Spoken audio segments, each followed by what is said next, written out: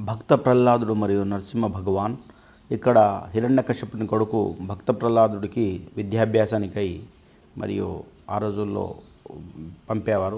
అక్కడ విద్యాబుద్ధులు చక్కగా నేర్చుకుని మరియు అతడు నారదుని శిష్యుడు. కానీ విద్యా అభ్యాసం మరియు హిరణ్యకశ్యపుని గురువుల చేత చేయిస్తారు. ఆ గురువుని తీసుకొచ్చి ప్రహ్లాదుడు హిరణ్యకశ్యపునికి అప్పగిస్తాడు. అప్పుడు అతడు నీవు నేర్చుకున్న విషయాలు ఏంటి అంటే శ్రీహరి గురించి అతడు చెప్తాడు. నారాయణ గురించి చెప్పడం చేత హిరణ్యకశ్యపుడు కోపానికి వచ్చి మరియు అతని కఠినమైనటువంటి శిక్షలను విధిస్తాడు.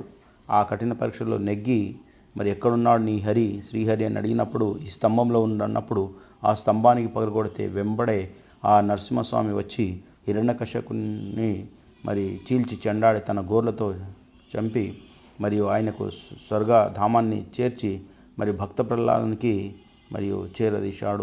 భక్త ప్రహ్లాద మరియు నరసింహస్వామి ఇక్కడ మనం చూస్తున్నాం. హిరణ్యకశ్యపుని సభలో హిరణ్యకశ్యపుడు తన కుమారుడైనటువంటి మరి ప్రహ్లాదుడికి విద్యాభ్యాసానికై పాఠశాలకు పంపుతాడు. అక్కడ పాఠశాలలో గురువులు నేర్పినటువంటి కాకుండా